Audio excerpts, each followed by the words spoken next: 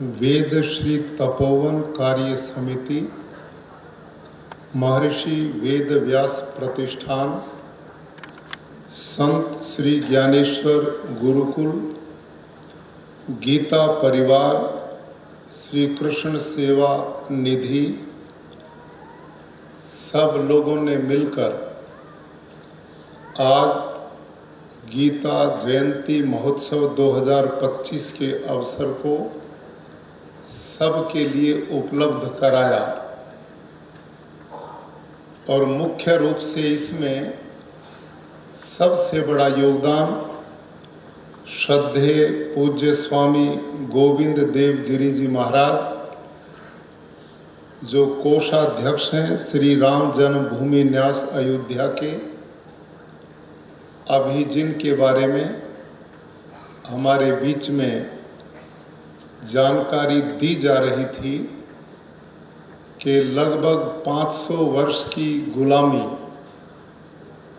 के बाद श्री राम जी का अयोध्या में मंदिर का बनना, उसके पीछे पूज्य स्वामी जी का बहुत बड़ा योगदान रहा है।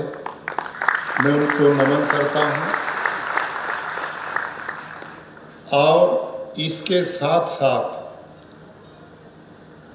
वेद विद्या, जो ईश्वरीय ज्ञान जिससे भारत के लोग अनभिज्ञ हो गए, आज हम वेद की उस महिमा को, जिसको पूज्य स्वामी जी ने पुनर्जीवित करने का अभियान ही नहीं चलाया, अपितु लगभग 50 वेद विद्यालय संपूर्ण देश में फैलाए और हजारों विद्यार्थी वेदों को कंठस्थ कर रहे हैं। एक बहुत बड़ा ये विश्व की धरोहर है। वेद केवल भारत और भारतीयों के लिए नहीं, वो परमात्मा का ज्ञान है। और वेद का सार ही उपनिषदें हैं और उपनिषदों का सार ही गीता है। पूज्य स्वामी जी ने वेदों से लेकर गीता तक जो भारतीय ऋषि परंपरा का ज्ञान है, उसे आने वाली पीढ़ियों के द्वारा समस्त मानवता के लिए प्रसारित करने का जो अभियान चलाया जा रहा है, उसके लिए मैं आपका सशक्त अभिनंदन करता हूँ, साधुवाद करता हूँ। और यह महाराष्ट्र की पवित्र धरा, जो संत महात्माओं की धरती रही है, जो शिवाजी महाराज जैसे क्षात्र पुरुष ने उसी भारतीय जीवन मूल्यों की स्थापना के लिए बहुत बड़ा जागृति अभियान और हम सब को उसके लिए प्रेरित करने का काम किया। उसी धरती पर संत ज्ञानेश्वर जी महाराज का जन्म हुआ और उन्होंने उसी गीता के ज्ञान को, मैं स्वयं जो बताया गया, कुरुक्षेत्र में रहता हूँ और वहीं भगवान कृष्ण ने गीता का ज्ञान अर्जुन को देते हुए, वो केवल अर्जुन को उपदेश नहीं था, वो तो माध्यम बने थे। यह हम सब के लिए कल्याण का, विश्व के प्राणियों के, मनुष्य मात्र के कल्याण का महाग्रंथ, जो वेदों का सार के रूप में हमें प्राप्त हुआ, उस ज्ञान को संत ज्ञानेश्वर जी महाराज ने, जैसा पूज्य स्वामी जी ने अभी बताया कि वो मूलतः संस्कृत में ग्रंथ था, सब लोग उससे लाभान्वित नहीं हो पा रहे थे। उन्होंने प्राकृतिक भाषा में और उसका अर्थ मराठी में करके जो प्रजा की सेवा की है, ऐसे महान संत को भी हम आज नमन करते हैं। और उनके नाम से जो पूज्य स्वामी जी ने एक सम्मान देने का अभियान किया, आज उस सम्मान को प्राप्त करने के लिए सौभाग्य से हमारे बीच में श्री शांति ब्रह्म मारुति महाराज कुरहेकर जी, जिन्होंने स्वामी जी ने बताया हजारों ऐसे विद्यार्थी तैयार किए कि जिन्होंने गीता को कंठस्थ किया है और संत ज्ञानेश्वर जी की उस विचारधारा को जो वो जनमानस तक पहुंचाना चाहते थे, उसके लिए आपने जीवन खपा दिया। ये भी कुरहेकर जी भी संत तुल्य हमारे बीच में आज उपस्थित हुए, उनका बहुत बहुत अभिनंदन है। और चिलकूर बालाजी मंदिर हैदराबाद, हमारे बीच में ऐसे व्यक्तित्व श्री एस रंगराजन जी, जिनके बारे में पूज्य स्वामी जी ने बताया और जानकारी मिली, उन्होंने उनको भी यहाँ आमंत्रित करके स्वामी विवेकानंद पुरस्कार से सम्मानित किया। और उनका काम ये रहा कि हमारे मंदिरों में सबका प्रवेश हो। परमात्मा ने सब प्रजा को जन्म दिया है, तो प्रजा सबको ही उसकी भक्ति का आनंद मिले, उस रास्ते को आपने प्रशस्त किया। आपका भी बहुत अभिनंदन है रंगराजन जी, बहुत अभिनंदन और स्वागत। हमारे बीच में न्यासी हैं महर्षि वेदव्यास प्रतिष्ठान के मान्य श्री अभय भूतड़ा जी, अध्यक्ष हैं गीता धर्म मंडल डॉक्टर मुकुंद दातार जी, कार्यकारी अध्यक्ष हैं गीता परिवार डॉक्टर संजय मालपाणी जी, और यहाँ पर उपस्थित गीता और वेद विद्या को पढ़ने वाले सभी छात्र बंधु और धर्म प्रेमी और गीता और परमात्मा के प्रति समर्पण भाव से उपस्थित सभी सम्मानित भाई और बहनों, आज मैं बहुत प्रसन्नता अनुभव कर रहा हूँ कि आज मैं गीता की धरती कुरुक्षेत्र नहीं था, लेकिन पूज्य स्वामी जी ने यहाँ बुलाकर गीता जयंती के इस पावन पर्व पर आप सबके दर्शन करने का सौभाग्य भी मिला।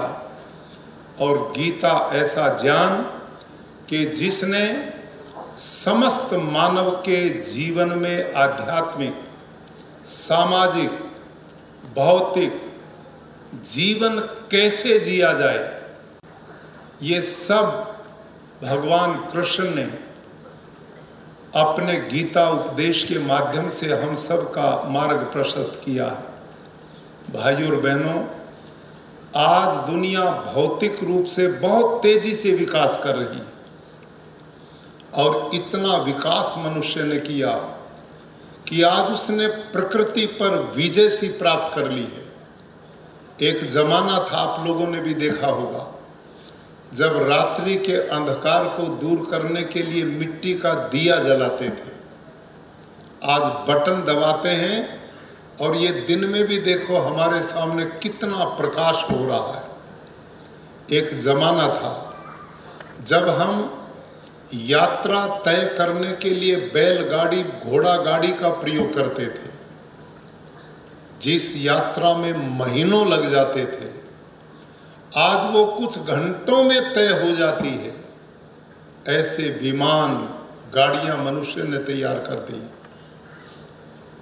बहुत उदाहरण दिए जा सकते हैं, समय अभाव में कहने का अभिप्राय, मनुष्य ने प्रकृति पर बहुत बड़ी विजय प्राप्त की है। ऐसी ही विजय प्राप्त करने के लिए अपने समय में एक योद्धा निकला था जिसका नाम था सिकंदर। उसके बारे में कहा जाता है कि उसकी इतनी विशाल सेना थी, वो जिस देश में भी जाता था, सामने वाली सेनाएं उसके सामने हथियार रख देती थी और वो आगे बढ़ जाता था। उसने अनेक देशों पर अपना आधिपत्य स्थापित किया।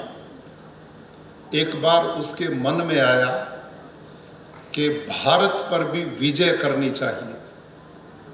और सिकंदर जिस समय भारत पर आक्रमण करने की तैयारी कर रहा था तो उसके अंदर से एक भाव पैदा हुआ कि मैं भारत में जाकर विजय प्राप्त करूं, इसके लिए अपने गुरु से आशीर्वाद ले लेना चाहिए। भाई और बहनों, कहते हैं सिकंदर अपने गुरु के पास गया जिसका नाम था अरस्तु, और अरस्तु को जाकर कहता है, गुरुजी, अब की बार मेरी सेनाओं का मुंह भारत की ओर होगा, मैं भारत को फतह करना चाहता हूं, आपसे आशीर्वाद लेने के लिए आया हूं, और साथ में आपसे चाहूंगा कि जब मैं वापस अपने देश में आऊं तो भारत से आपके लिए क्या तोहफा लेकर के आऊं। ग्रीस इतिहास का लेखक प्लिनी इस घटना को लिखता है और कहता, जब सिकंदर ने अपने गुरु अरस्तु के सामने प्रस्ताव रखा तो भारत की विजय के लिए गुरु ने उसको आशीर्वाद दिया, लेकिन साथ में क्या कहा? जब कहा तोहफा लेते आना, तो गुरु ने कहा, बेटे, भारत के लोग विचारों में बहुत पहुंचे हुए हैं, आप जब वापस आओ ना तो मेरे लिए भारत में एक ग्रंथ है जिसका नाम गीता है, उसको लेते आना और मैं उस ग्रंथ को समझ सकूं, इसके लिए पहुंचे हुए वहां के एक सन्यासी महात्मा संत को भी लेते आना। दो चीज अरस्तु सिकंदर को कहता है, और उस आशीर्वाद को पाकर अन्य देशों की तरह सिकंदर ने भारत पर भी आक्रमण किया, हमला बोला और इधर चढ़ाई की। इतिहास इस बात का साक्षी है कि व्यास नदी से आगे सिकंदर की सेना नहीं बढ़ पाई। उस समय भारत के वीर बांकुरों ने उसके घोड़ों को रोक दिया, हाथियों को रोक दिया, सेना को आगे बढ़ने से मना कर दिया। और सिकंदर ये बहुत अच्छी तरह समझ सका कि मैं भारत को विजयी नहीं कर पाऊंगा, बड़ा नुकसान होगा, इसलिए यहीं से वापस मुड़ जाना चाहिए। जब वो वापस जाने की तैयारी कर रहा था तो गुरु ने जो आदेश दिया था उसके ध्यान में आया कि गुरु जी ने कहा था जब वापस आओ तो भारत से गीता नाम का ग्रंथ लेकर के आना और किसी पहुंचे हुए संत को लेते आना।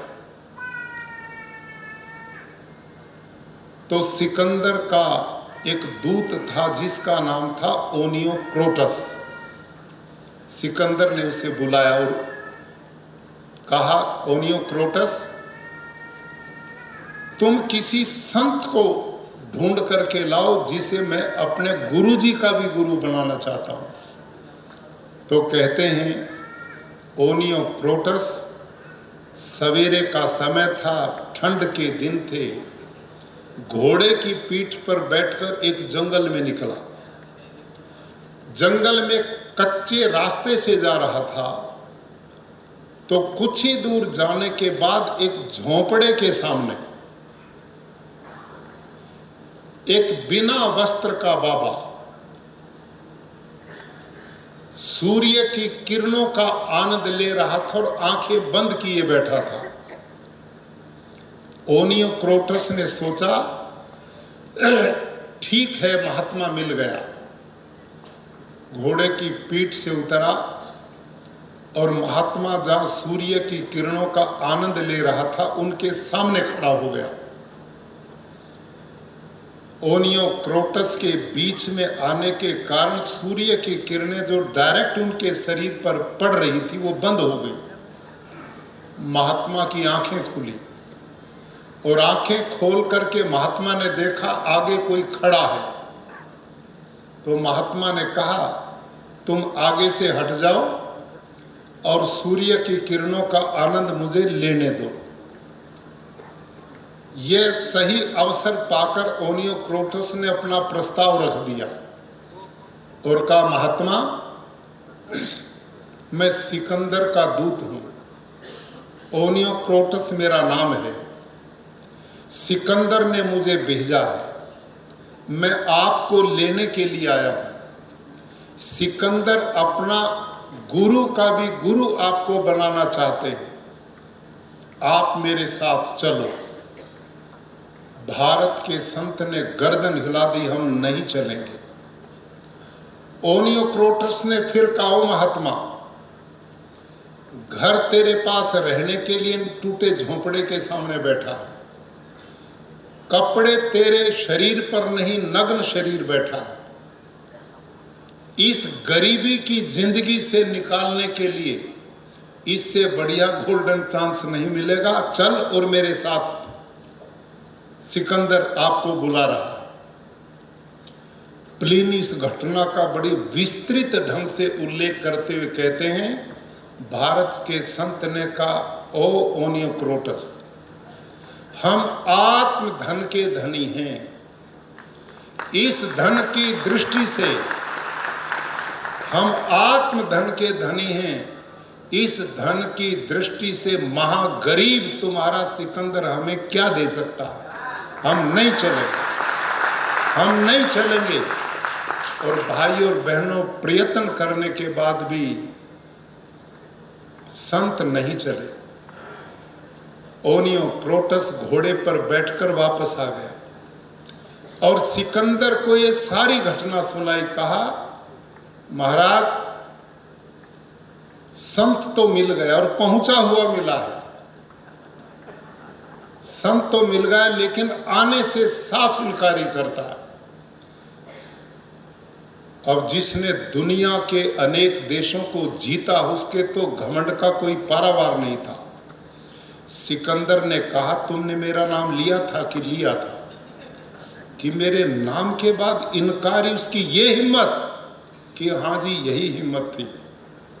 कहते हैं स्वयं सिकंदर घोड़े पर तलवार लेकर के महात्मा के पास पहुंचा और म्यान से तलवार बाहर निकाल करके संत के सामने खड़ा हो गया और कहा, संत, तुम मेरे साथ चलो, मैं तुम्हें लेने के लिए आया। और फिर गर्दन हिला दी भारत के संत ने, हम नहीं चलेंगे। सिकंदर कहता, हो महात्मा, तू मुझे नहीं जानता, मेरा नाम सिकंदर है। मैं चाहूं तो एक बार में तुम्हारे सर और धड़ को अलग कर सकता हूं।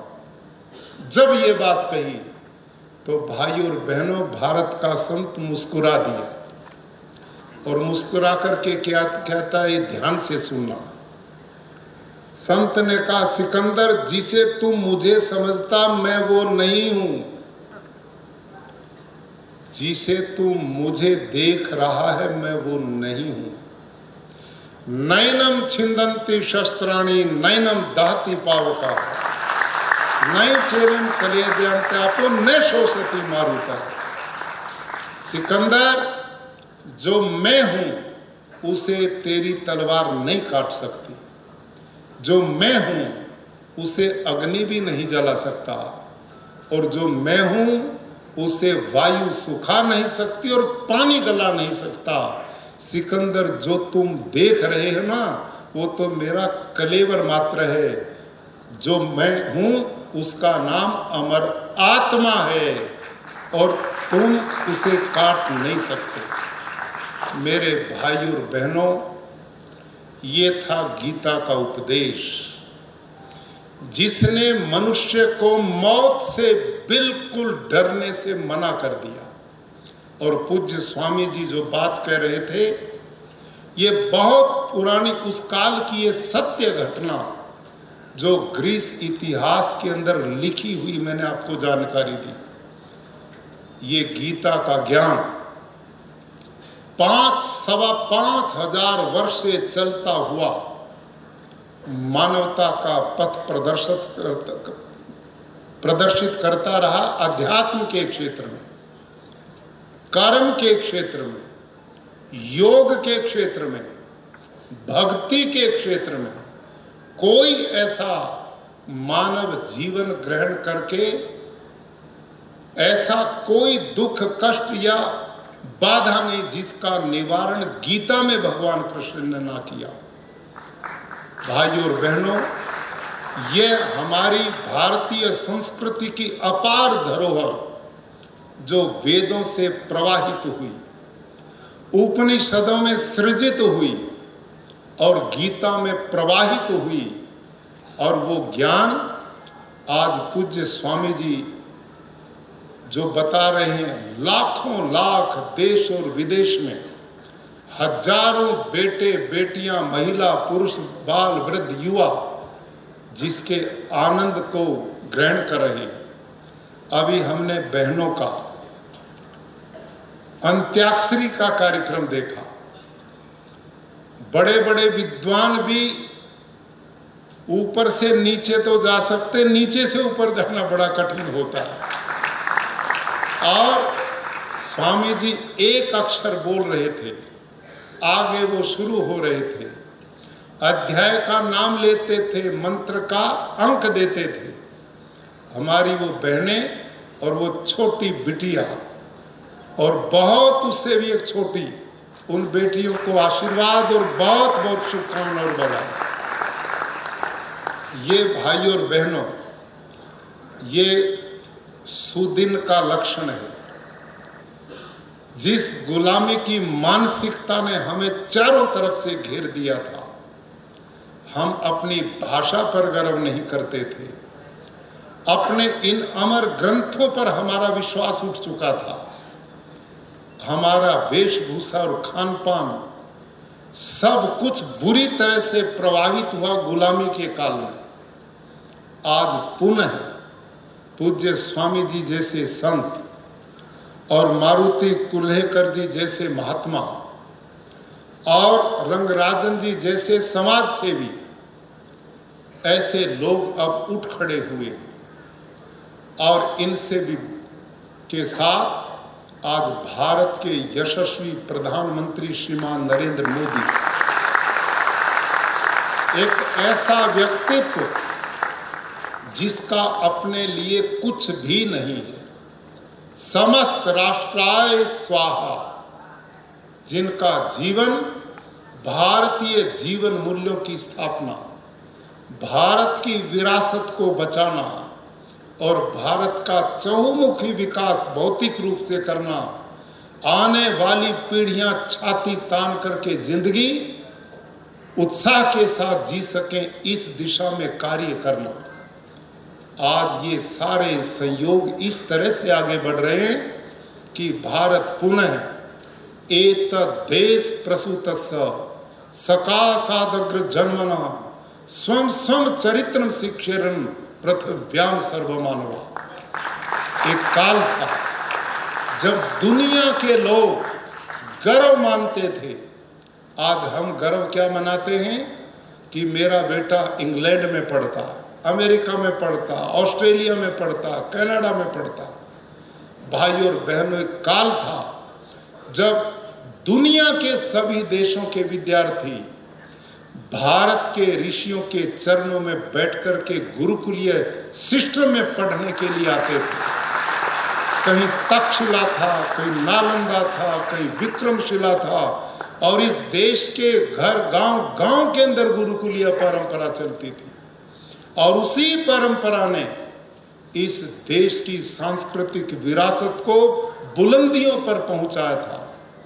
यहाँ के कुटीर उद्योग गांव के लोगों ने विश्व विख्यात बनाए थे, और यहाँ का पैदा हुआ जितना भी उत्पादन होता था, व्यापारी लोग सारी दुनिया के अंदर उसको निर्यात करते थे, और उसके बदले में कागज के नोट नहीं, सारी दुनिया का सोना लेते थे, और वो सोना इस देश में इकट्ठा हुआ, जिससे भारत का नाम सोने की चिड़िया पड़ा था। आज ये सब चीजें पुनः उसी गति से आगे बढ़ रही है। आज हम भारत की विरासत को भी बचा रहे हैं, बचते हुए देख रहे हैं। और पूज्य स्वामी जी जैसे संत, वेद, उपनिषदें, हमारे धर्मशास्त्र, गीता, रामायण, महाभारत, ये वो हमारी थाती हैं। मैं आप सबसे पूछना चाहता हूं, आज जिस भोगवाद की ओर युवा पीढ़ी जा रही है, यदि उस युवा पीढ़ी को गीता का उपदेश, ज्ञान कंठस्थ हो जाए तो क्या वो भ्रमित हो सकती है? क्या वो नशों की ओर बढ़ सकती है? क्या हमारे परिवार टूट पाएंगे? ये पुनः सब कुछ दोबारा जीवन मिलने का रास्ता यही है, केवल और मात्र यही है। हमने वापस लौटना पड़ेगा, वेदों की ओर लौटना पड़ेगा, उपनिषद गीता की ओर लौटना पड़ेगा, क्योंकि इसके द्वारा मानव की जो एक भूख है अध्यात्म की, वो इसी से ही पूर्ण हो सकती है। दुनिया का ये भोगवाद कभी कभी भी आदमी को संतुष्ट नहीं कर सकता। महाभारत में लिखा है, हविषा कृष्ण वर्तमेव भूया एवाभिवर्धते। मानव की ऐशनाएं, उसकी तृष्णाएं पूर्ण करना दुनिया में ऐसे ही है जैसे अग्नि में घी डाल करके अग्नि को बुझाने का प्रयास करना। भाई और बहनों, मानव की वो भूख इन दुनियावी पदार्थों से हो ही नहीं सकती। भर्तृहरि कहते हैं, भोगा न भोक्ता वयमेव भोक्ता, तपो न तपता वयमेव तपता। अरे तृष्णा न जीर्णा वयमेव जीर्णा। हम बूढ़े होकर जीर्ण शीर्ण हो जाते हैं, लेकिन मेरी आपकी कभी इच्छाएं पूर्ण नहीं होती। ये दुनिया जिसके पास 1000 है वो 2000 की कामना करता है, जिस पर 1 लाख है वो 10 लाख की इच्छा करता है, लाख वाला करोड़ अरब की इच्छा करता है, और ये इच्छाएं बढ़ती जाती, इतने में मरने का नंबर लग जाता है। और जब 4 कंधों की सवारी तो राम नाम सत रह जाता है, जो माल कमा था वो यहीं रह जाता है, एक सुई भी साथ नहीं जाती। यदि मेरे और आपके साथ कुछ जाता है तो गीता में जो कहा, वो कर्म, मेरे आपके शुभ पवित्र कर्म ही मेरी आपकी पूंजी है, और वही अगले जन्मों का आधार बनती है। ये सारा सिद्धांत हमारे शास्त्रों के द्वारा ही मिल सकता है। मैं पूज्य स्वामी जी को नमन करते हुए बधाई साधुवाद देता हूँ कि जो आने वाली पीढ़ियों में वेद का ज्ञान, उपनिषद का ज्ञान, गीता का ज्ञान, भारतीय ऋषियों का ज्ञान जो प्रवाहित कर रहे हैं, यही वो मार्ग है जो इस दुनिया में भी सुख देगा और आगे के लिए भी सुख का आधार बनेगा। इह चेद वेदित अत सत्यमस्ति न चेद वेदित महति विनष्टि। जिसने इस अध्यात्म को जान लिया, ईश्वर के उस तत्व को जान लिया, सब कुछ जान लिया, और उसको नहीं जाना और सब कुछ जान लिया तो कुछ नहीं जाना। असली ज्ञान यही है। आज सौभाग्य से गीता जयंती, और हम ऐसे युग के लोग जिनको उसका रसास्वादन करने का सौभाग्य मिल रहा है, ये हम सब परम सौभाग्यशाली हैं। लंबी चर्चा न करते हुए पूज्य स्वामी जी का आशीर्वाद मिला, और ऐसे लोग कुल्हेरकर साहब जिन्होंने पूरा जीवन समाज को दिया, और जिस तरह से आज हमारा समाज संगठित होकर अपनी भारतीय जीवन मूल्य और परंपरा को मिल करके अपना रहा है, इसी से भारत का चहुमुखी विकास होगा। इसी में सबका कल्याण छिपा हुआ है। इसी सोच के साथ हमने पढ़ना चाहिए। हम सब शृण्वन्तु सर्वे अमृतस्य पुत्रा, वेद में लिखा, वेदों में कहा, हम जितने भी धरती के प्राणी हैं, जितने भी धरती के प्राणी हैं, हम सब प्रजा की संतान हैं, हम सब एक पिता के पुत्र हैं। वही हमारी माँ और वही हमारा पिता है, तो हम अलग अलग कैसे हो सकते हैं? हम सब एक हैं और भगवान का ज्ञान प्राणी मात्र के लिए है। इस सोच के साथ हम बढ़ेंगे, समरसता का भाव लेकर के बढ़ेंगे, तो हम अपनी इस धरोहर को बचाते हुए विश्व में कृणवंतो विश्व मार्यम कर पाएंगे, अन्यथा कमजोरी आएगी। पूज्य स्वामी जी की सेवा में जो रंगराजन जी अभियान चला रहे हैं, अभी पिछले कुछ दिनों से मैं गुजरात में गांव-गांव में जाता हूं और गांव में शाम को 5 बजे के लगभग जाता हूं। जाते ही मैं पूरे गांव के लोग होते हैं, वृक्षारोपण चलता है, उसके बाद झाड़ू लेकर पूरे गांव का स्वच्छता अभियान चलाते हैं और उसके बाद मैं जिस भी गांव में जाता हूं वहां अनुसूचित जाति के परिवार में बैठ करके भोजन करता हूं। और ये एक दिन का काम नहीं कि एक दिन गया हो फोटो खिंचवाए हो, वो तरीका नहीं। मैं हर सप्ताह जाता हूं और फिर रात को उन सब परिवारों के साथ मिलकर के हम एक जनसभा करते हैं, पूरा गांव उसमें सम्मिलित होता है। वहां भारतीय जीवन मूल्यों के बारे में, हमारी संस्कृति परंपरा क्या है, बच्चे नशा से मुक्त रहें, बच्चों में संस्कार हो, माता पिता समाज और देश के प्रति क्या जिम्मेदारी है, वो जिम्मेदार नागरिक बने, सब बातें हम करते हैं। प्राकृतिक खेती, गोपालन, इन सब का पूरा संवाद हमारा आपस में चलता है। और उसके बाद फिर मैं रात को गांव के स्कूल में सोता हूं। जो गांव का स्कूल है ना सरकारी, उसके कमरे में रात को मैं सोता हूं और सवेरे उठ करके किसी किसान की गाय का दूध भी निकालने जाता हूं। और खेत में जाते हैं तो किसान का हल भी चलाता हूं और शेरड़ी गन्ना की छिलाई भी करके आया हूं। और ये कार्यक्रम निरंतर चलता है और इसके पीछे मिशन है समरसता, भाईचारा।